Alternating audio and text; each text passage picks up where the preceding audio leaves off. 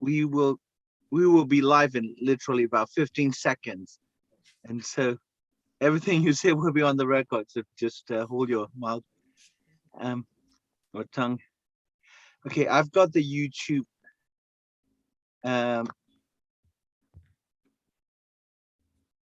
link, so let me just post this.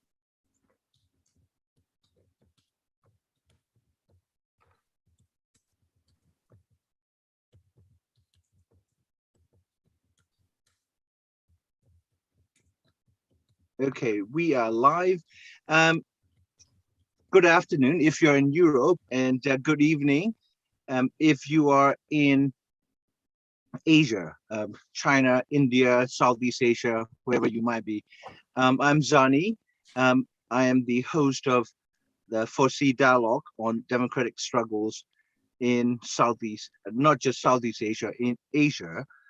I have a distinct pleasure and honor to have four colleagues. So one, Michael Charney from SOAS is having Zoom troubles, and he may or may not be able to join us today. But I've got three other colleagues. One is based in Frankfurt. His name is Pascal Ebb, or I should say Dr. Pascal Ebb. And we have Dr. Mona Lisa Adhikari in Edinburgh. And also we have Professor Jabin Jacob in New Delhi. First speaker that I would invite is Pascal Ebb. Pascal is a senior researcher at the Peace Research Institute in Frankfurt, and he focuses on the rising China and how it interacts with global conflict environments. He's currently conducting a research project on the impact of the Belt and Road Initiative on conflict-affected states. I assume like quite a few conflict-affected states across Asia, Sri Lanka, Burma, and now Afghanistan, and also he has published extensively on the issues such as China's peace-building approaches, that China's Southeast Asian relations, and so on. So let me just ask Pascal to share his thoughts on the theme of the subject, the US-China tensions. Where is the relations today, after Xi Jinping and Biden had the first call since February of this year?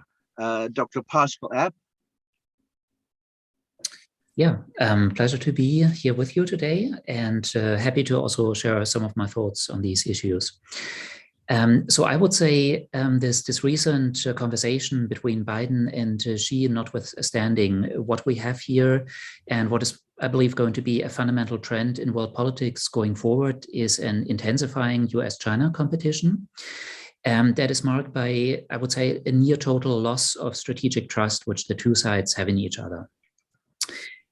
They have a pronounced tendency to see the other side as a significant security threat, first and foremost, to cut back on any relations which they have between each other that might endanger their own security, and to also exert increasing pressure on third countries to align with them internationally. So that is, I believe, something that we're seeing in Europe as well as in Asia, although Asia is, of course, much more directly exposed to a rising China than we are in Europe.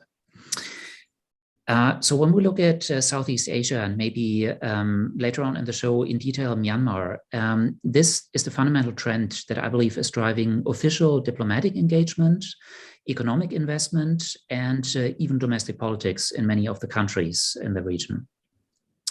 So you have on the Chinese side a diplomacy that has been called so-called peripheral diplomacy since 2014, that is aimed at smoothening security tensions, deepening economic integration, so basically focusing on the thing which China does best, especially under the Belt and Road Initiative, and generally betting that by fostering economic ties with smaller countries in the region, this will be kind of the infrastructure that will determine the political superstructure. So by building infrastructure to smaller countries, China will naturally reemerge as the center of this region and maybe also reemerge in a hierarchically superior position to smaller countries. This is being countered by the US under various administrations with different strategies. So you had this pronounced pivot to the Pacific under Obama, still mainly focusing on its role as a security provider, but also trying to become a big player in economic integration under the TPP. Then that part of the agenda was totally abandoned under Trump, and it was much, much more about building a stronger and more security-focused coalition against China. That's what led to the establishment of the Quad, and now I believe the establishment of AUKUS is also a lingering after effect of this. And now the big question is, of course, what kind of course we're going to be seeing under the Biden administration. So is that still going to be focused mostly on security politics, mostly on building a containment coalition against China, or is it going to be a shift back towards this policy of the Obama era? And there, I believe, is also the point where Myanmar is becoming especially relevant. Because the domestic changes that we saw in Myanmar under democratization is what shaped the strategic thinking of the Obama administration towards all of Southeast Asia. They believed that this attractiveness of the US, its political model, and also its technological innovativeness was something that was inherently attractive to countries like Myanmar that were experiencing a domestic opening, and was therefore also the strongest bet to keep these countries aligned with the United States. There, I believe we saw that, however, this relationship between democracy and international alignment was not as clear-cut as many people imagined. Because the democratically elected NLD government in Myanmar, at least after 2017, was actually the one that effected a turn towards China. I would say emerged as the strongest partner in Myanmar's domestic politics that China has had in a long time, and led also to a situation where the loss of Aung San Suu Kyi as a partner, I believe the only political figure who could sell a very skeptical public in Myanmar on the advantages of economic cooperation with China, was, I believe, seen as a significant loss on the Chinese side as well. However, it's of course notable that China has not joined the international condemnation of the junta coup in Myanmar, the arrest of Aung San Suu Kyi, and the sliding towards civil war that we are now seeing.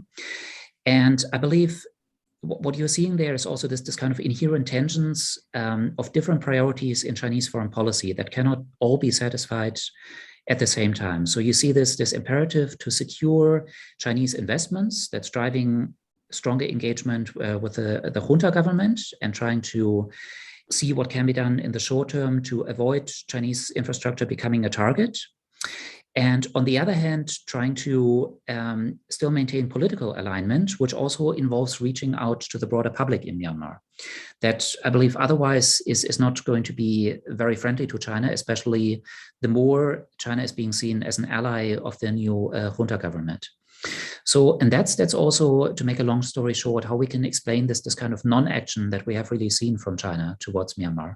So on the one hand, there's a lot of theoretical leverage that its economic involvement, its security involvement in Myanmar is giving it, but there's very, very little actually happening on the ground. So Chinese power there is more potential rather than actual power. And that's going to be, I think, a key issue going forward, not just in Myanmar, but other conflict states in Asia, how China ends up actually utilizing its potential power.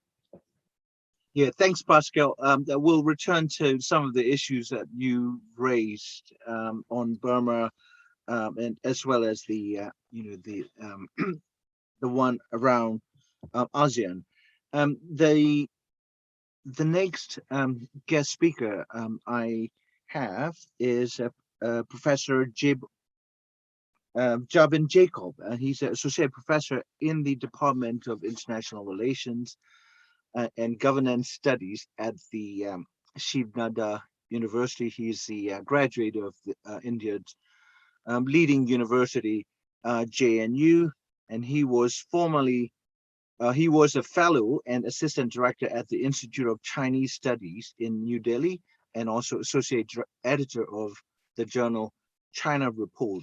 And his latest publication which he co-edited, is a volume entitled China's Search for National Rejuvenation, Domestic and Foreign Policies under Xi Jinping. Just came out last year in 2020, and he has written extensively on the issue, particularly focusing on the domestic factors that influence China's foreign policies. May I ask Professor Jacob to share his thoughts um, on the issues that we will be discussing today? Right. Thank you, Zani.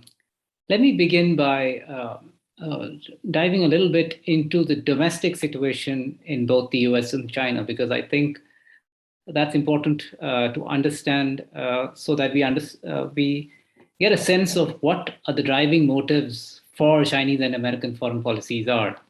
I think we are at a moment where concepts of intervention and non-intervention among the major powers is undergoing change. Questions about new forms of imperialism are sort of being raised. And, with failures in Afghanistan and also the situation in Myanmar, we have fresh questions asked of the international community about issues such as intervention or non-intervention. And I think the relationship between China and the United States has a lot to do with the way these questions or these issues will be addressed going forward. And an important part of that is, of course, the domestic situation, the domestic drivers in each of these countries. So let me start with the United States. I think first and foremost in the US, in the context of the US-China relationship, there is the sense of decline, at least within government. It's not declared openly, but there is the sense. And the sort of response has been a Manichaean impulse to see things in black and white and to pin blame on one or the other party, as well as, of course, pin blame internally. One of the things that happens in the United States is this sort of constant internal churn about issues such as, this goes back a long way when questions were raised about the communist victory in China. And immediately the question was, who lost China? So I think we are at a moment like that at the moment, presently as well, in the wake of Afghanistan, but also with respect to questions about the relationship with China.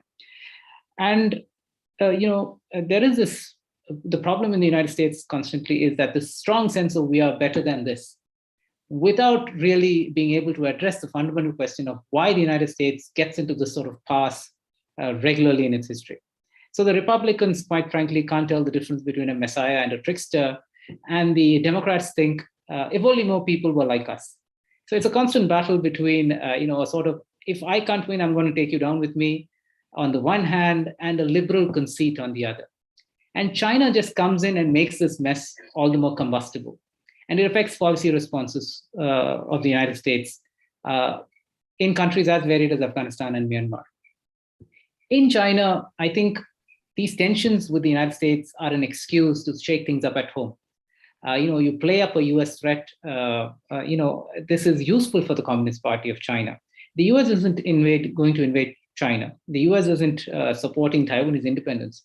And yet for the Communist Party of China, or the CPC, or CCP, whichever way you like to call it, this is exactly the narrative that works and puts it in the driver's seat vis-a-vis its own people at home. It precludes a certain opening up of the political space because of this constant stress on threat from the outside.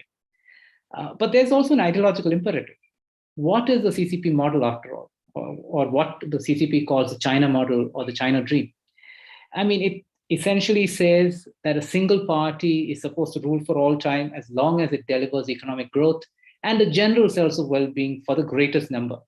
Not for all people, but for the greatest number. So it is a given that there will be a certain number of people unhappy with the system. But this general sense of well-being is what the Chinese call, a moderately prosperous society, which they are supposed to have achieved, at the end of 100 years of the Communist Party, is about making sure that everyone gets the basics and then some, so that the tendency to ask questions, to challenge authority, to rebel is dulled, because the cost of doing these things is too high. this Chinese model is one that is really based on a vision of human beings at their very basest, believing life is nasty, brutish, and short, and that one must be happy with the lack of chaos, simply with the lack of chaos and the reliable provision of the basics. And as Asians will know, that this is quite a challenge, frankly, even in the 21st century. But this is the attractiveness of the Chinese model. But this is also a model that is practically in absolute opposition to any form of the good life or the democratic life, any conception of democracy or republicanism in any part of the world. And therefore, to undermine liberal democracies everywhere is imperative for the Communist Party to not just score points abroad, but also to survive at home. And I think that explains one of the reasons why China has been quiet about the coup in Myanmar, why the Chinese don't particularly care whether it is the Taliban or a democratically elected government that rules over. It does care whether it's a democratically elected government, because that calls into question the legitimacy of the CPC at home.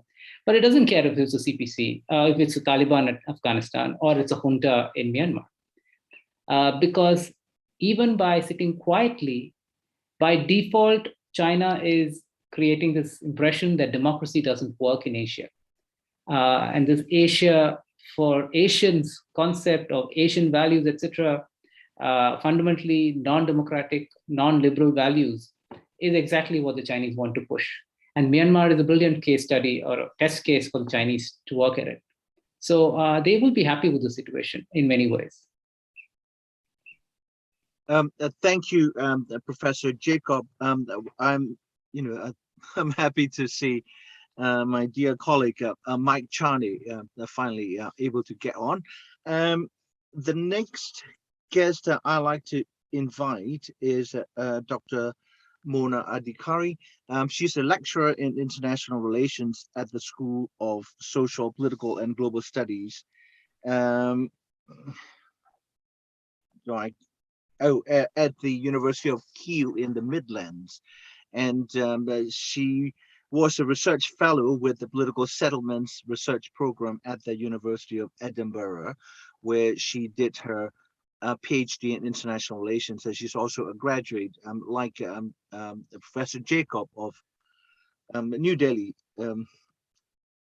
She was a graduate of JNU. Her primary research interests include peace processes, international interventions in fragile and conflict-affected states, and rising powers engagement in the global governance of peace and security, and foreign policies of China and India. But she, I believe, is originally from Nepal. And so, a small country like Burma, but she's looking at very big issues, India, China. And so without further ado, may I invite Mona to share her thoughts. Thank you so much, Ernie. It's a pleasure to be a part of this panel. Just to highlight that Burma is by no means small compared to Nepal. So you're a very big state in the region, at least relatively so. So thank you, Jobin and Pascal, for providing that very big structural systemic issues that play. I will sort of zoom in and bring this discussion about US-China competition to what it means for promotion of liberal values, especially in the context of fragile states. So I want to focus on practices of conflict management and how China's engagement in international engagement in mediation, dialogue, or conflicts more indirectly in the region impacts the multilateral promotion of liberal values. So for instance, in Myanmar, there was a robust peace process, at least until the coup, a 10-year-long peace process where the Norwegians, a lot of other what were called liberal peace builders were there. Their ideas of promoting peace were anchored on ideas such as rule of law, democracy. So how does China come into the process, and what does that Chinese engagement in that process mean for a lot of these liberal values that are sort of promoted through a peace process? And coming in from, I think it flows it quite well from Jabin's talk. I see the impact of China's rise, the inswing in competition between India and China, to impact this promotion of liberal norms in fragile states more broadly. From it's perhaps truer for Burma, but also equally true for countries like South Sudan, I would say, at least 3 levels. First, of course, at a more systemic level, people have debated where if there are ideas such as Beijing consensus about and if these actually are practiced by China. There is a lot of debate about, yes, China practices something called Beijing consensus, and there is the alternative view that no, there is nothing concrete like a consensus within China. But I think in the field of conflict resolution, China is both in its domestic practices of minority accommodation, as well as responding to what could be classed as low intensity conflicts, has introduced an alternative form. And this alternative form has both a normative and a material dimension. So domestically, from Tibet, Xinjiang, its model of minority assimilation through violence, but also through propaganda, through resettlement of minorities, or what people like scholars like David Lewis would call authoritarian conflict management, has emerged as a normative template. So if it works for China, perhaps it works for us. And that's the message that goes in terms of an alternative view. If the Western engagement was anchored on democracy, rule of law as a pathway for peace, perhaps minority could be accommodated in different other forms. And Myanmar is a good case study for that, because this Chinese way of fostering peace also speaks to the junta's idea of promoting a fragile ceasefire, pumping in development money, and not addressing the core causes of conflict, which are exclusion, ideas of democracy. And of course, it also has an external dimension. So through vetoes, through statements at the UN, China has sheltered parties like the junta, who have been responsible for everything but democracy and peace in countries like Myanmar. But also the material aspect is very important for countries like Myanmar, but also increase in Nepal, Pakistan as well. So funds, China says that its funding through the Belt and Road Initiative is to bring peace in different ethnic regions in Myanmar. But we know that it undercuts the federalism agenda that is core to the peace process in Myanmar. So for instance, a lot of the BRI related investments go through ethnic regions, but are dealt with the central government and usually benefit the military cronies. So that defeats the purpose of the idea of federalism, where ethnic people were seen to need or want more control of their land and resources. And I think that material component is lesser talked about than the normative one, but it's very, very important, I would think. But it also, at another level, the norms and incentives that China brings to countries like Myanmar also have a very deep resonance for West-supported multilateral initiatives like liberal peace programs in the country. And in 2 ways. One, of course, it provides competing alternative frameworks, which already challenges a very weak liberal framework that is at play on the ground.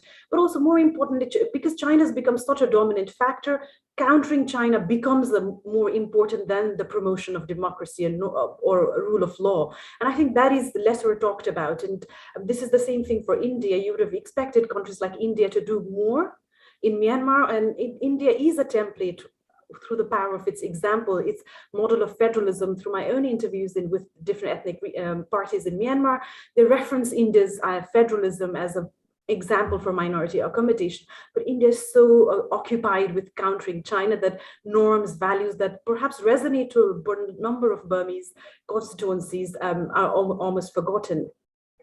And lastly, I think I just ended at that. I think one of the things with US-China competition and the West and the East, it has emboldened the agency of political elites like the military in Myanmar. So the military can game up China versus US and enhance their own agency in that process.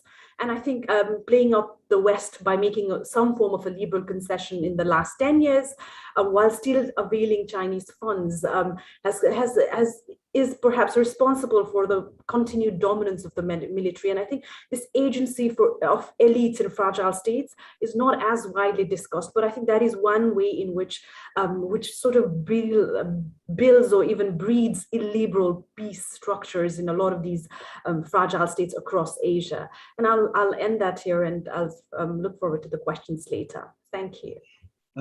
Thank you, Mona. Before I hand the floor to Professor Michael Charney of SOAS, I just want to make just very brief interventions here. One is the sort of false dichotomy between intervention, non-interventionist policies, because all these big powers intervene by their mere presence, or but even not doing anything is a form of intervention because you're maintaining a status quo there. So that's an intervention of sort. And then the other one about the conflict resolution, normative approach, pushing rule of law, human rights, the federalism, all that.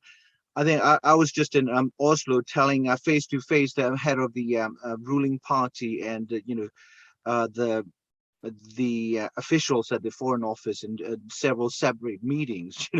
I said, no issue, review its approach to peace building, because every single big case you get involved in, from Palestine to Burma to Sri Lanka to now Ethiopia, spectacular failure.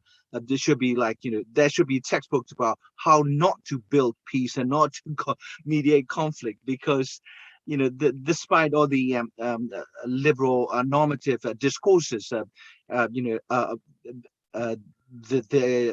either Norway or European Union or US or any party outside, they're pushing for corporate interest, to bring, and so that they will tolerate as long as there's a degree of political stability and semblance of the dialogue going on. Yeah, but in the case of Ethiopia or Burma, the lid is completely off.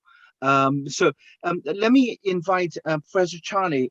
Mike Charney did his PhD at the University of Michigan, one of the top the schools in the world, and he's a military historian of Asia who has spent his entire career in different leading centers of research, including the Tokyo, Singapore, where also, and he spent most of his career at the University of London School of Oriental and African Studies.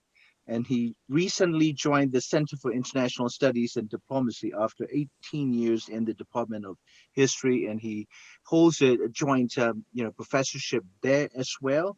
And but I've known Mike for the last almost 30 years, since we were students in the Midwest, and he is one of the very best scholars of Southeast Asia, and most certainly one of the best scholars on my own country of Burma, and he fights academic white racism and imperialism, cultural and academic imperialism in academia.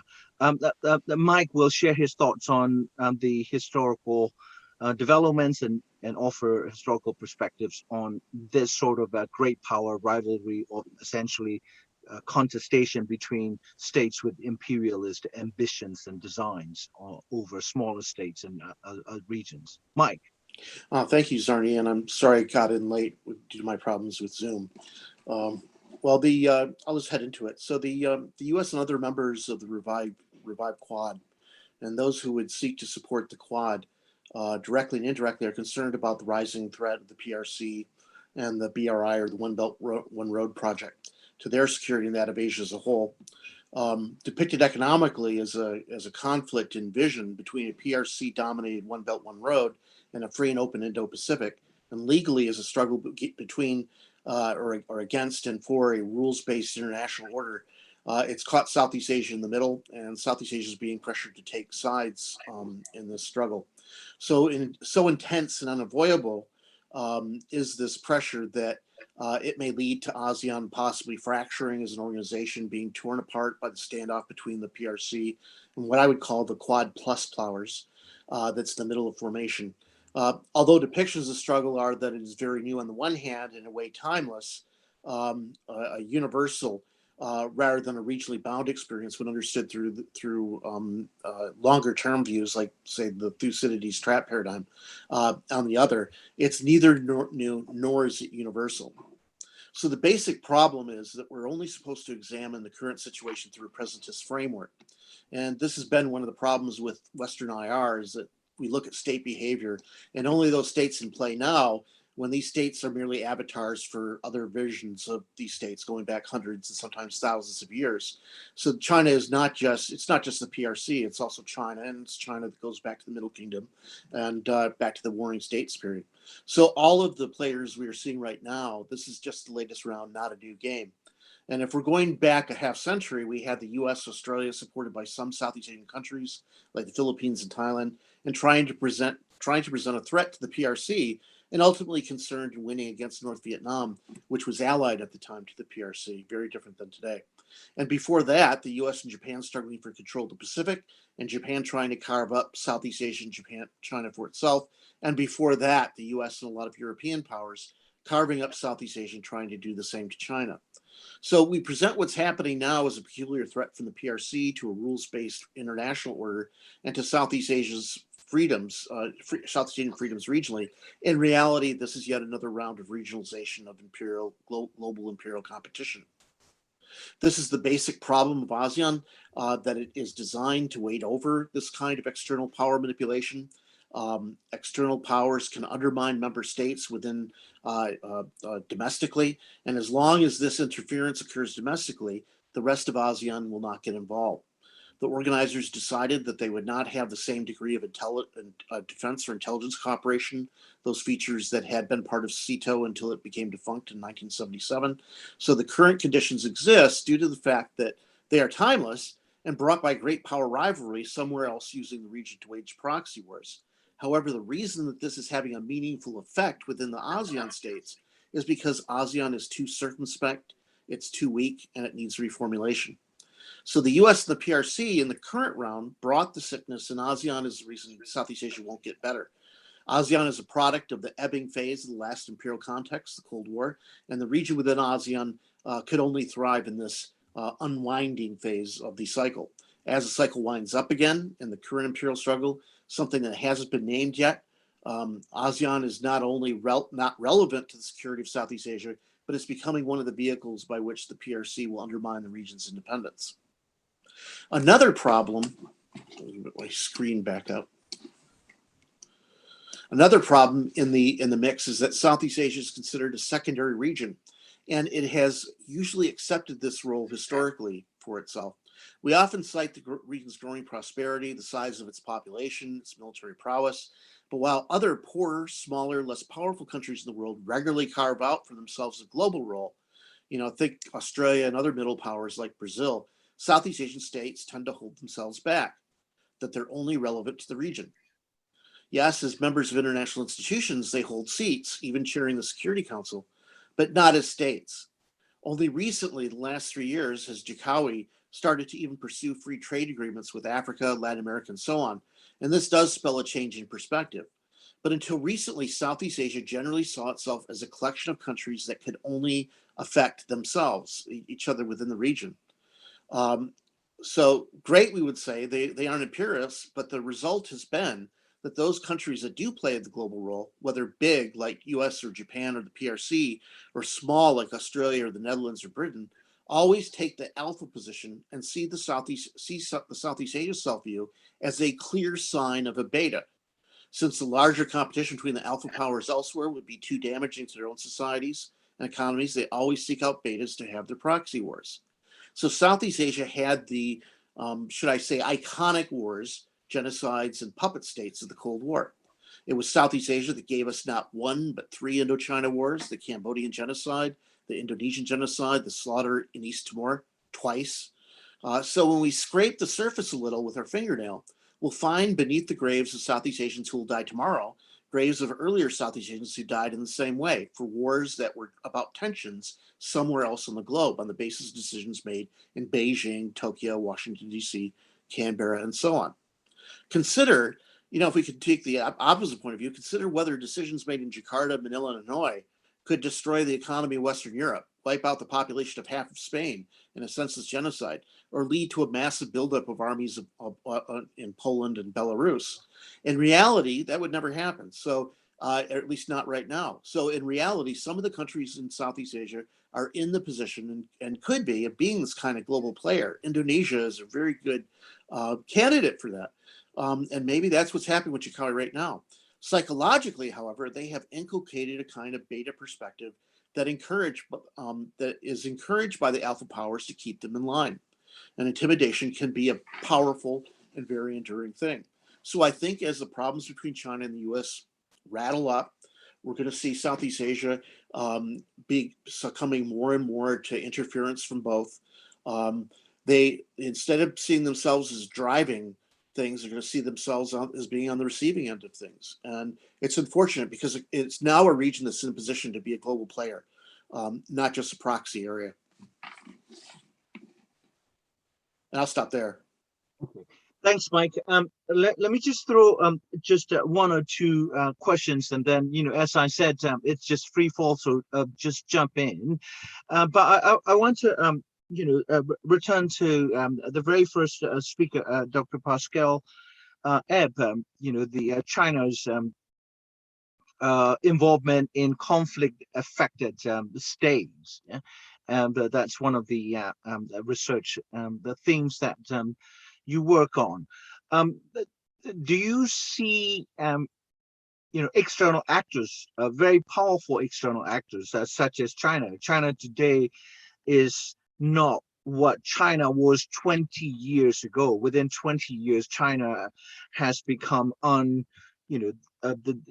universally recognized a global power, right? It took the gloves off. But do you think China is doing what the United States has been doing in the Middle East? Say for instance, if we take a comparative perspective, China, USA has played this peace broker role, but not an honest one. With respect to Israeli-Palestine conflict. Yeah, in Burma, for instance, the China attempts to keep European and Western actors out of the peace process as much as possible, right? And so, do you think that these great powers, so-called, don't really, or do you think they attempt to resolve conflicts in smaller countries, or do they attempt to manipulate these conflicts to their strategic goals or ends, whatever they are, however you define them? Those are two different things: managing conflicts for one's interest and attempting to be honest broker so that conflicts can be resolved. The two categorically different things. So China has been engaging in a lot of international mediation in the last few years. It's taken on a much more active role around the globe. As to how honest it has been in that, that's a normative question, and that's probably a question that also will have different answers depending on what country you look at. When we're talking specifically about Myanmar, this is probably something which Mona will want to come in.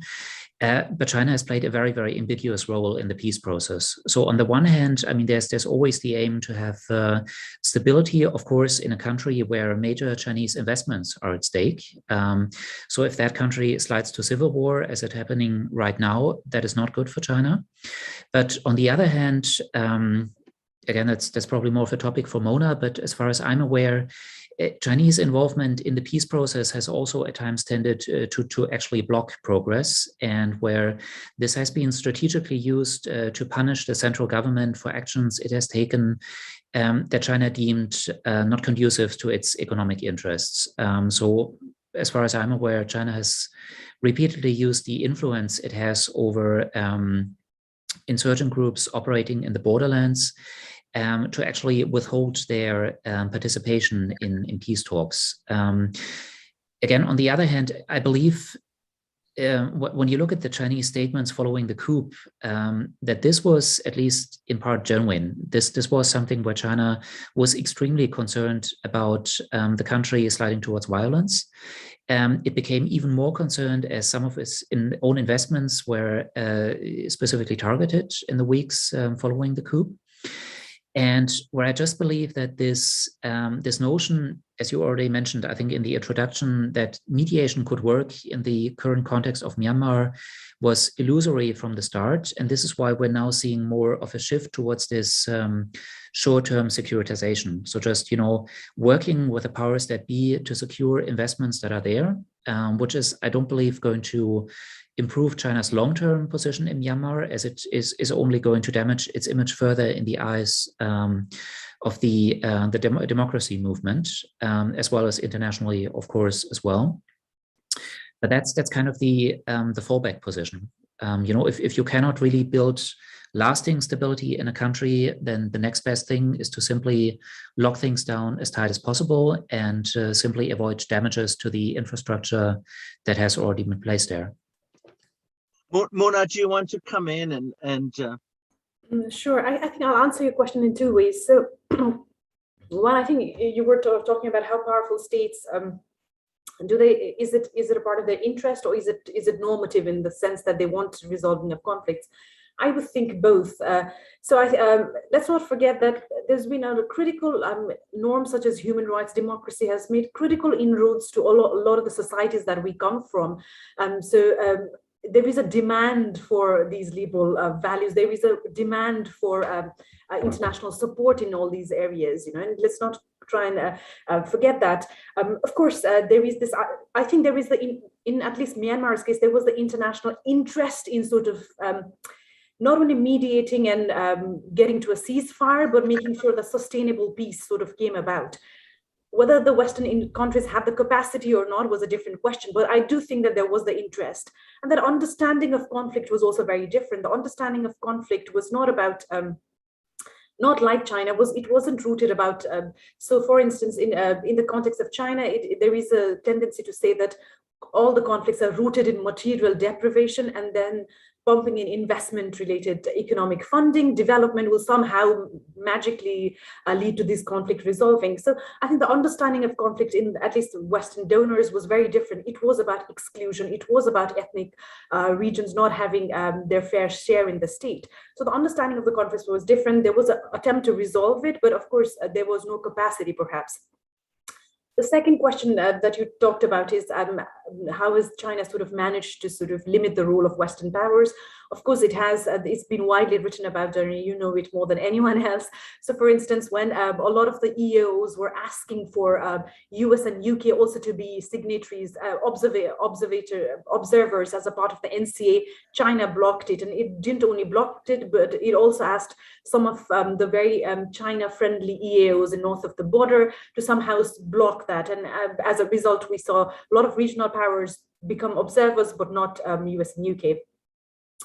So there has been attempts to sort of block the Western role. There's been attempts to, of course, not internationalize conflicts, especially in areas where China has either a huge amount of investments like Rakhine, or it's a sort of, or shares border with. So of course, Chinese envoys have been very categorical that they didn't want to see white faces in the border areas. So there is enough evidence in the box to say that China has wanted to somehow limit the role of Western powers in the role. In terms of what it has done or how it has sort of managed the conflict, I think it was usually accepted, at least interviewing the peace process stakeholders, regardless of how critical you are of them today. They were critical players then, and domestic Myanmar mediators. It was seen that China was the only actor to be able to bring parties to the table, especially the Was and even the Kachins to some extent. So there was a realization that China would be that actor. Whether China was interested in a much more, I think this speaks to Jobin's idea. I think China was very much interested in stability rather than peace. So peace is a much more long-term concept that has reconciliation, that has values of rule of law. I think China was sort of very much occupied with getting stability. And there was also something very parochial about Chinese engagement, which was about engaging with only parties that it had immediate stakes with. So for instance, much of the Chinese engagement was centered around mediating northern-based EAOs. They didn't have a huge amount of engagement with EAOs based in ethnic armed organizations based in other parts of the country. So I think they were very this shares some parallels with the tendency in Afghanistan, but I think China had an important role, but a very different role. And I'll end it at that. Thank you. Yeah, I think Pascal raised an issue about the evaluation of China or U.S. mediation as a normative. I would argue that it's an empirical question when the top mediator intentionally and wittingly attempt to hijack the peace process because it isn't serving its interest, and so that is no longer a normative the question. It is an empirical issue. But that aside, Professor Jacob, because although discussion is about U.S. China, but India is actually lurking beneath the surface, because whether you look at Quad or the bilateral tensions between China and India, and we've got within the vast Asian continent, we've got two vastly different civilizations. The chopstick Chinese. The neo-totalitarian model, and then we've got the so-called largest democracy in the world, India. But India is turning a populist, right-wing, authoritarian, in its domestic policies and approaches, even towards Rohingya refugees. Just a tiny number of people, being scapegoated for ideological gains by BJP, as you well know. Then also India isn't, pushing for this kind of, normative order to other countries, whereas,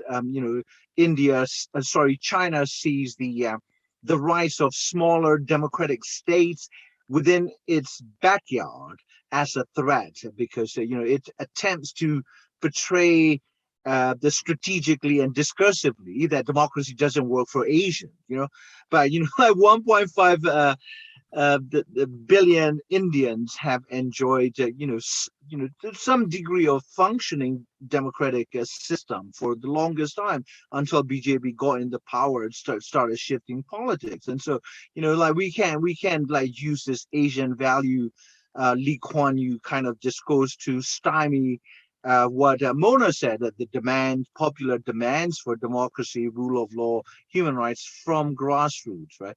I want to draw out some of your thoughts, and also ask Mike to come in on the greater ideological struggles, if there is one going on within Asia itself, taking the discussion out of the narrow confines of Myanmar or Burma. Professor Jacob. All right.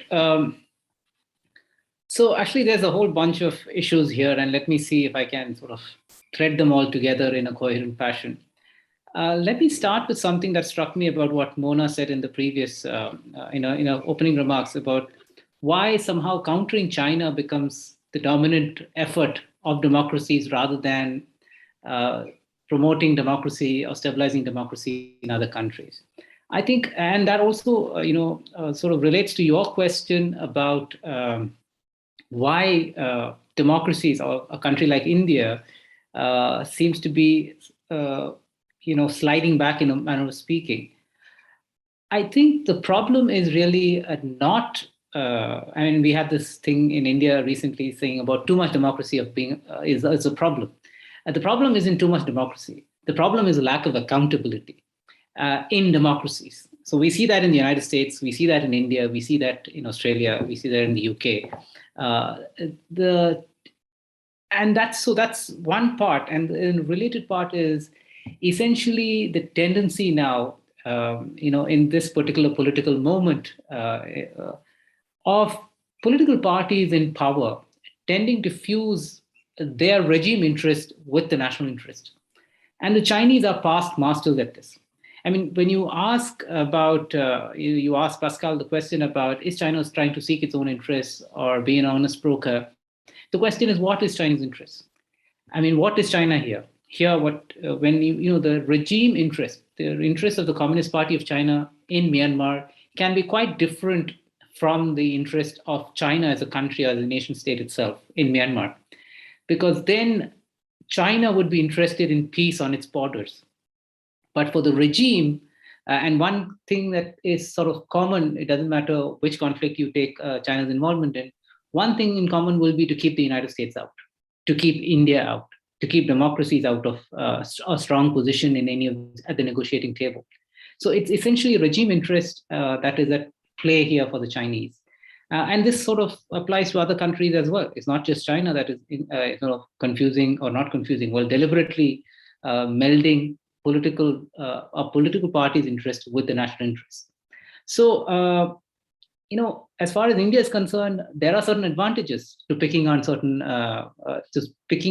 issues, paying attention to certain issues and not paying attention to others. I mean, for example, it's politically convenient to focus on problems in Pakistan or the problems in Afghanistan to say, well, this is why we need to have a law protecting religious minorities in those countries, right? Whereas the Chinese are sitting on Indian territory at the moment. That's an issue that the government doesn't want to discuss too often in public. So there is this problem at hand as well. And for India, I think the government's consideration is, we must push the Chinese. We can push the Chinese, but there is a limit to how much we can push the Chinese, because if the Chinese push back, we might be found wanting in response. And that's sort of a political loss of faith for a party that declares itself the best qualified to protect India's national interests might not work in its favor. So all of those domestic factors play into how India deals with the Myanmar issue. I mean, currently, in fact, just a few days ago, an Indian colonel and his wife were killed in an ambush by rebels in Manipur. Now, if you actually tie it down, where do those rebels get their support from?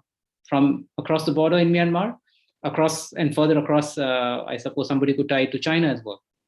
So the question is, how much is the government going to play it up? Because then the government will be forced to react to this. And it might not be convenient to react sometimes. So, I mean, all of these issues, questions of regime interest, questions of adherence to democracy, as well as geopolitical imperatives, all of these sort of tie in. And, the result is not always clean. It's always messy. And we'll have to sort of go by what the current situation or what the government of the day understands the current situation to be. Thank you. Mike. Hello? Yeah. You want me to respond or? Yes. Okay. Could you repeat your question then? Well, the one you had for me. Yeah, maybe it's probably more fruitful to broaden the discussions, so that we can get the U.S.-China rivalry and its impact, beyond Burma peace processes, because there are a number of the key issues, or key sources where the tensions, including military tensions, are rising. Beyond the Communist Party, trying to whip the domestic public along nationalist line, and get 1 billion people behind it. Because we've got the Taiwan Strait issue. Also we've got the China's in breach of the law of the sea convention, claiming the South China Sea territories thousands of miles away, using the medieval maps. And so those are two major issues. And then you've got the trade war going on between China and USA, and and then US accusing China of economic espionage. with the commercial technologies and semiconductors and whatnot. Yeah, I'm not really considering just Myanmar because Myanmar is a particular situation, and we've been talking about that for a long time now. But looking at Southeast Asia as a whole, which is probably the bigger issue, and it's being neglected. I would not focus. I mean, I'm coming from this. You have IR specialists and political scientists, and I'm a historian. I come to this from a longer viewpoint, and I putting aside any kind of moral judgment because I don't think what China does and acts in Southeast Asia is any different than the U.S. would do in a comparable situation. So, being an American and talking about these things, I think sometimes there would be a reaction that my perspectives are shaped by being an American and being critical of what China does. When I'm critical of the PRC, it's because of it's doing the same things the U.S. would do from an imperial perspective. And the earlier comment you had asked me to comment on the ideological struggle going on. I don't really see ideology as being a very important factor here. Certainly for Southeast Asia, I think most of the countries in Southeast Asia have shifted away from democracy because it's convenient and it stands in the way of democratic expansion, of economic growth. And a lot of Southeast Asians would like to see. I mean, I would love it if we could promote civil society and democracy everywhere, and people could, but they're not going to push that so long as it stands in the way of economic growth. So if we look at, for example, what's happening in Indonesia right now, Jokowi's been sliding to the right, if you can call authoritarianism the right, for a long time. We just see the erosion of democracy right and left, or at least the building up of central authority with fewer and fewer checks on his power. He's following something that Duterte has done in the Philippines, and that Aung San Suu Kyi, by the way, was doing before the military took over, and something Hun Sen is probably at the far end of achieving that type of slide. Their only concern is economic. Really, their only concern is economic growth, and they're looking at the struggle between the U.S. and China, and they're not seeing it in a mixture of ideological and military and strategic concerns. They're seeing it entirely in economic opportunity concerns. The problem is that in the midst of trying to benefit economically from this standoff, they're going to lose a lot in the process. Because a lot of people look at, I mean, what's happening with how the PRC has treated Australia after Australia was critical of the Australian Prime Minister was critical about where the roots of COVID came from, and did they come from a Chinese lab? And so they were struck with all kinds of economic punishments. That's the kind of thing that I think Southeast Asia is not taking. ASEAN members are not taking enough of not being cognizant enough about, is that when they do make themselves try to take economics, shifts ideology aside, shift safeguards aside, and make their economic benefit the prime goal, is they're going to make themselves more vulnerable to manipulation by the PRC in the same way that they're punishing Australia. So when China did this to Australia, I don't think they were doing it so much to go after the weaker member of the Quad, taking somebody off from the herd and mauling the weak one to death. I think it was kind of a lesson to Indonesia and other countries to be wary about joining the Quad. And of course, Philippines is on line to become the fifth member. That's one of the reasons I'm calling it Quad plus 5, Quad plus. There's a lot of dangers for Southeast Asia, but again, these are dangers that that would come whether the U.S. was at the front seat or the PRC. So I think if it wasn't for the standoff, if we just had the PRC, we'd be looking at Southeast Asia becoming another Latin America. When it should be. I mean, it should be a major global player. The other thing that I would draw into this is that regardless of what their take on democracy or anything else is, you would still have these tensions between the U.S. and China, and they would still play themselves out here. So just like with, I think probably in terms of their systems, Prussia and Germany up until World War I were a lot closer to Britain than the U.S. and China is today. And look where their tensions, as Germany's industry grew and railroad mileage grew, and then building the fleet, where did that lead them? It led them off to the same kind of standoff that the U.S. has with China, and actually took it one step further to an open war that destroyed one and hurt the economy of the other. So I'm very much against looking at all this as in a very presentist kind of way. There's a benefit from looking at how the PRC acts as a regime as opposed to a country, and how different states in the same situation act. But there are long-term roots here, and they played out in cycles historically. And you made the comment that China is not the same country it was 20 years ago. And I would argue actually it is. It is the same country it was 20 years ago, and it's not. It's the same country it was 100 years ago and 1,000 years ago. And look at the directions that IR in China has taken off. They stopped mimicking the model of the West. They started to promote ideas that come from early China, early imperial China, for developing harmony in Asia with China at the center. It's basically, although it's built on the model of the Chinese Middle Kingdom and the tributary system, it also repeats the same model that Japan tried to offer with the Greater East Asia Co-Prosperity Sphere. So I think that this is the dynamic you have. You have China rising, U.S. feeling threatened by that, not because of ideology, although they're using that for discourse, but really because they're going to lose their primary position in the world. And then Southeast Asia watching it, just like they did in the Cold War, watching to see how they can take advantage of this situation without actually getting drawn in so deeply. Right. Yeah, we've got another 12 minutes or so, and then we will wrap this up.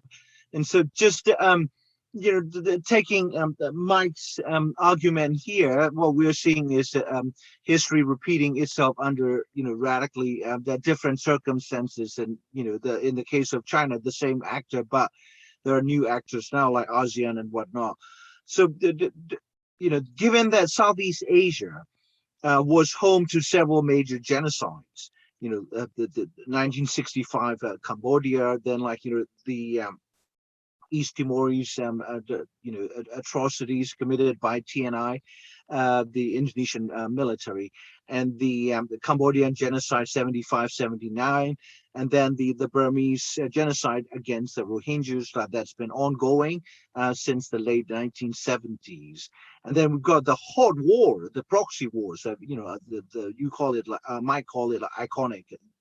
I assume like a Vietnam War, and then we didn't even touch on the Korean Peninsula, yeah, and that's another one as well. And so, do you all? I mean, all four of you, do you see similar rhythm being played out? If we take the Brodal's idea of a long duration, nothing really has changed, and so do you see signs of history rhyming with what happened 50 years ago, 70 years ago, or longer? I mean, anyone can and start with respect to the great power rivalry. You're just asking about imperial cycles. You're not talking about Brodelian. Okay. One thing I'd raise as possibly some insight for how China views things. I'm not entirely convinced that obviously China does not think that the U.S. will launch a full-scale invasion, but that doesn't necessarily explain a sense of insecurity they have. And I think they're a lot more concerned about being embarrassed and losing a military contest in the South China Sea or in the Straits, Formosa Straits, Taiwan Straits, than they are in terms of dealing with invasion. But remember how recently China has felt insecure about U.S. invasion. And that just goes back to the 1950s. That's one of the reasons they sent 1 million volunteers into Korea, with the Dean Acheson extending the U.S. defense perimeter from the Aleutian Islands and Japan and the Philippines up to include South Korea, effectively Taiwan, and then down to Indochina. That created basically a U.S. line in the sand that China has now adopted in terms of that's what they see as the first island chain, is effectively the same thing as U.S. defense perimeter. This feeling that China has about trying to stand up to the U.S. and feeling insecure about the U.S. violating that space, this is something like 70 years old now. So I wouldn't underestimate that deep down, psychologically, whether they realize it or not, they are afraid of, at the very bit least, being embarrassed in a showdown with the U.S. off their coast. Pascal, you were going to say something. Yeah, I can maybe add a few thoughts. So especially if you take a longer historical perspective and look back at how the region used to look in the Cold War, then I think the situation that we have now is dramatically better.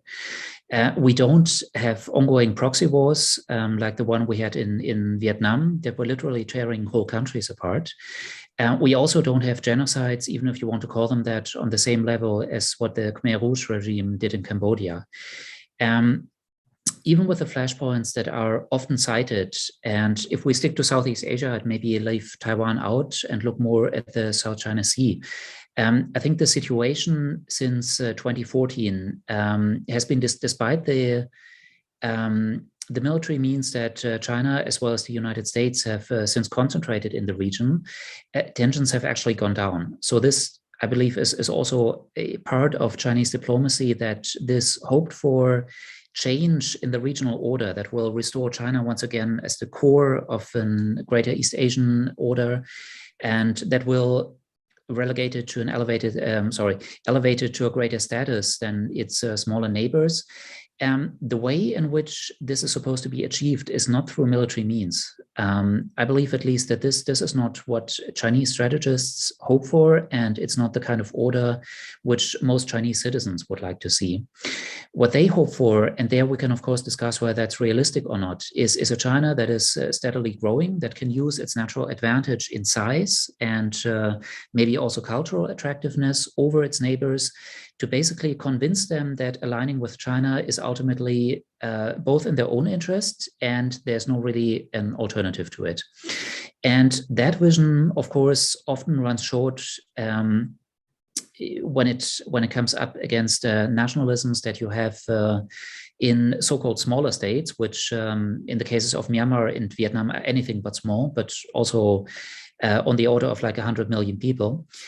And which have a long history of resisting this kind of Chinese influence. So that's why I said, leads me to believe that it might not be entirely realistic to see this happening through purely, economic penetration of smaller states. And the question then is, if that doesn't happen, is there going to be a change to more robust or even military measures? But just to come back to the current status quo, I would still believe that there has been strong progress, especially compared to times of Cold War. And a renewed Cold War is also not the kind of template that is right now playing out between China and the United States. And the changes have been mostly to the positive still. Okay. Jebin? Yeah. I think I'd agree a lot with what Pascal has said. It's probably safe to say that things aren't as bad as it used to be. But I'd still like to take issue with maybe something that Michael said about the fact that the Chinese, about what the Chinese acting as if they acted the same way in the past. In many ways, that is true. But look, you have to also look at what the Chinese are saying themselves. There is actually a dangerous level of overconfidence, perhaps, or self-confidence in China about dealing with the world as it is right now, about being able to deal with the United States and being able to put the United States in its place. It comes from a sort of a mistaken notion of the United States being in decline. And that affects the entire calculus that the Chinese have about how they're going to deal with the United States and with the rest of the world. It's a recipe for mistakes, and some of those mistakes can sort of get out of hand. Having said that, the Chinese aren't particularly going to be bothered about countries falling into conflict and being pressured to intervene in some form or fashion. So if Myanmar is in chaos, the Chinese will very well let Myanmar be in chaos if as long as it sees that the Americans or the Brits or anybody else is not getting involved in it. And as long as it can ensure that its own periphery, its own border is secure, all right, from COVID, from weapons, from drugs, whatever, what you have it. So that's one part of it. The second, let's not forget the role of technology. Technology changes massively the way countries can intervene in other countries. You can have proto-conflicts without conflicts going kinetic. The Chinese are seeking influence. The Chinese are seeking order and respect for themselves, and they will do what it takes to ensure that if they seek conflict, look at the border with India. They sought conflict. We have a live conflict on the border with India. So it's not as if the Chinese will resist or will not get into conflict at all. And I think Xi Jinping keeps calling for real combat, the country to be ready for real combat. And you have this concept of military-civil fusion going on in China. What's that all about? It's essentially to prepare for conflict. So you shouldn't rule out conflict, and to underestimate the chances of conflict, I think, will actually increase the propensity of or our likelihood of falling into that sort of conflict. So I think I will leave it at that. The Chinese internal conversations or discourses need greater attention when we talk about China's foreign policy. Thank you. Thanks, Jabin. Mona, you from Nepal, and you've monitored the developments there in terms of bilateral or like trilateral with China, India, and Nepal. Nepal has been courted by both countries. The India was the dominant power for the longest time, and I think like China has displaced India, if I'm correct in assuming. But also you look at Afghanistan situation, the China Taliban ties that is developing, and then the Uyghur freedom fighters or militants, whatever, however you want to call them, known to be operating in Afghanistan, and the Taliban is also relying on China for regaining international acceptability. How do you see these new developments within within the South Asia and the part of Middle East? Okay, so many questions. I'm just trying. So firstly, I think I agree with Pascal and Jabin both. I think we're seeing the turn has been for the better. The things are not as worse between perhaps China and U.S. relations as we'd like to make it. But I think I also wanted to draw light to the conflict patterns that we have. So this idea that so there's a brilliant research about until 2007 there were. From 1990 to 2007, conflicts were resolved, large-scale civil wars were resolved across the world through what was called negotiated settlements. Rebel group and the state comes, they broker a ceasefire. From 2007 onwards, there's been a pattern about military victories, like the one we saw in Sri Lanka. So conflict patterns have been changing, and that has a normative shift about how conflicts can be dealt with. And also the conflict patterns are also changing in terms of how we see not full-blown civil wars, but very localized conflicts. And I think that is where we see China's role to be much more important, and very indirect role of investments. As you open up former battlefields to peace, what happens? What is the impact of investments? And I think so. I think we need to look at U.S., China, and more so Chinese role in terms of how conflict patterns on the ground have been sort of shifting. In terms of your question about China and the Taliban relations, and this is something that is evident across the board about a very strong pragmatism in China's approach to engagement.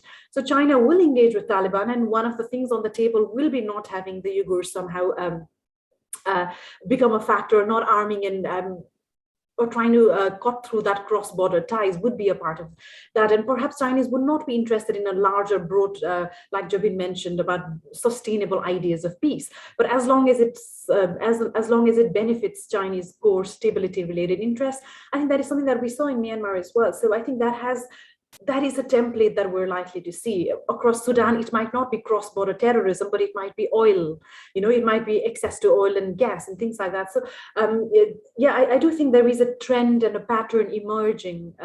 But again, I don't think China has either the expertise or the institutions or even the desire to lead in international conflict management like the way the West has led. Yeah, I mean, let me abuse my moderator's position and just spend a minute. I think, like Pascal, I I don't think like Uyghurs or Rohingyas would say that things have improved, in this new cycle of imperial contest, because, we are, even if genocides are not about scales of destructions or the size of the population at all. But even if we went with the public misperception that the genocides have to be massive, in terms of its, the victim size, the Rohingya suffering is, felt by over the 2 to 3 million, which is the size of the victim population that perished under Khmer Rouge, a third of the population in 1975-79, and then Uyghurs are several millions as well, and so we've got a rather troubling situation, whether ideologically or empirically. One of the greatest world power is credibly accused of committing a genocide, and so of course, a genocidal regime in Beijing is not going to have any qualm about going along with Taliban, despite the Taliban's policies, the rather abhorrent, with respect to women and girls. Yeah, and so we're not looking at enlightened imperial power. As a Burmese, I would say this for the record. I don't, I think we have always been forced to choose between different powers with imperial ambitions and designs, and China doesn't have any redeeming quality insofar as its imperial ambition. And my position is very clear. So, but Mike, what do you think about the? Can I just throw in? Yeah, go ahead. Yeah, can I just throw in that we have to think about how who the current period is better for or not. And one of the things I just keeps on coming to mind, the devastation in the Mekong, and the environmental damage. And if you look at the environmental damage in large parts of Southeast Asia, it's a much worse world for the average Southeast Asian than it would have been maybe during the Cold War, outside of Vietnam. So we could point to the level of bombing of the U.S. bombing of the countryside, but if we look at the economic devastation that China is already responsible for, the environmental devastation, I would say this period is far worse than earlier periods, depending on what we count as the measure of damage and for whom. Yeah, damming the Mekong, the upstream, and also I think Mona, your point about the particularly Western peacemakers, and then also to a lesser extent Japan, using development as a panacea to address the what they consider a prime driver of conflict, which is material deprivation. But that in and of itself is a misconception. I have had senior diplomats from European Union and other places that cannot simply understand that people would continue to fight on after 70 years of low intensity civil war in Burma. Yeah, and then there are existential reasons. I wouldn't use the word spiritual. Existential survival reasons for fighting, not just simply material. If that approach, as a matter of fact, development itself become the source of conflict. I think. In terms of the external powers attempting to grab resources or strategic trade routes, and so I would caution us not to give any credence to this misconceived idea that poor people fight because they want to get a little better. No. The terrorism has nothing to do with material deprivation of Muslims. If you look at a lot of terrorist organizations, they're run by well-educated elites that don't suffer materially, right? And so let me just give you a 1 minute each final word, the four of you, all of you, before we call it to a close. Pascal, do you want to go first? Your final thoughts.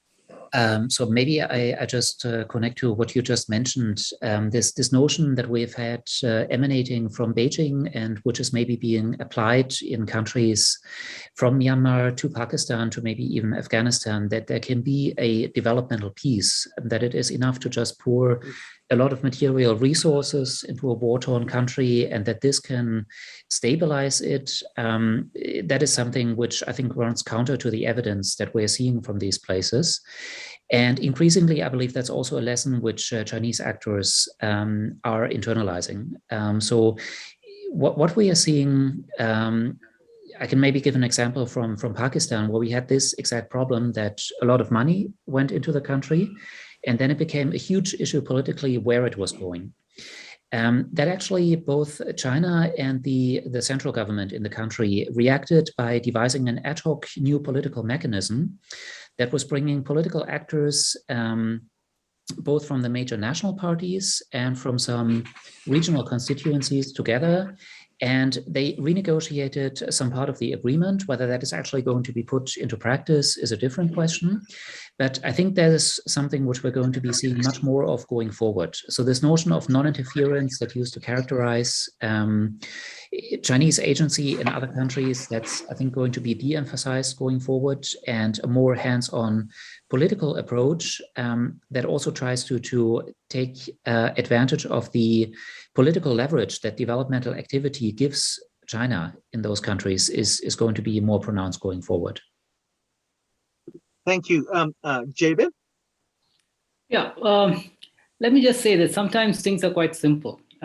In China, we have a political party that believes constantly that it is under some sort of existential threat, and it molds its actions to deal with that existential threat.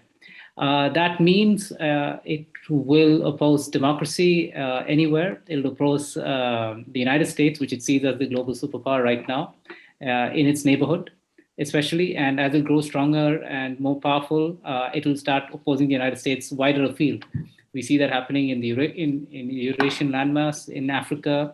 But let's also remember that this is also a call for the democracies to step up to the plate and improve the quality of the democratic, democracy, both internally as well as the democratic intervention externally. The Chinese have walked into Africa precisely because countries like Britain and France didn't do their bit. The Western development model failed in those countries. It was a development model from on high without respect to local conditions. And yet, I think this is where India can come in. Respect for local conditions does not mean respect for local authoritarianism or social elites in those particular countries. And this is where I have a problem with this civilizational notion of India, because civilization, along with civilization, come a lot of items in the package which are not particularly helpful. So it's the idea of the Republic of India that needs to be emphasized, and the idea of democracy and republicanism that needs to be India's sort of go-to card. And that's how democracies can actually set an alternative for the Chinese. Yes, democracies have made mistakes. I mean, climate change is a problem of the developed West, the so-called democratic West. And that's a sort of a crime against humanity that the developed West, the democratic West, refuses to acknowledge in full measure. So unless we have that, the Chinese will always keep scoring. Thank you. Thanks, Jabin. Mona, and then Mike. Yeah, I think my final thoughts are that I don't think China's greater engagement, and I think I'll come from a conflict resolution point of view. I don't think China's greater resolution in conflict zones is actually a bad thing for the liberal West. In fact, it's sort of paradoxical. Of course, on the one hand, it introduces alternative models that sort of challenges this liberal paradigm. But I think Myanmar is a good example. Because of the entrenched and almost interventionist nature of Chinese engagement, there were newspaper headlines of how Myanmar needs more Western engagement. So in that sense, it is Chinese engagement has almost carved a greater role for West to engage in, So I think the nature of engagement of China somehow has paradoxically or ironically made sure that there are domestic demands for greater Western engagement. And so I do think that there is, we can't only view the contest as more negative for liberal norms. And I'll sort of end that there. Thank you. Thanks. Mike, you have the final word. I don't know if I want the final word, but from a military historian's point of view, I'm a little bit wary about the future. Yeah. I think that one thing we aren't talking about is how the U.S. will actually deal with its relationship with China in Southeast Asia. And I suspect that we'll see some of the Cold War come back. I suspect that it will purposely press buttons to make the PRC worried. So the PRC devotes more resources to its military expenditure, which will cause it to be to work out being perceived as more, or presentable as more of a threat to the region. And we'll see U.S. use tensions there to keep China in check globally. That's what I don't. I'm sorry that the last word couldn't have been a more positive one. No, And I also don't yeah, think see Southeast Asia rolling back to democracy anytime soon. no. There's only one or two functioning or dysfunctional democracies in Southeast Asia out of 10 or 11 countries. And so our distinguished panelists are Dr. Pascal Ab from Frankfurt Peace Research Institute there, Dr. Mona Adhikari in Edinburgh, then Professor Jabin Jacob in New Delhi at the Shiv Nada University, and Professor Michael Charney at the School of Oriental and African Studies. Thank you so much for listening, and thank you to all for very learned scholars. And so have a good night, and I'm going to now have a rest. Okay, bye. Thank you very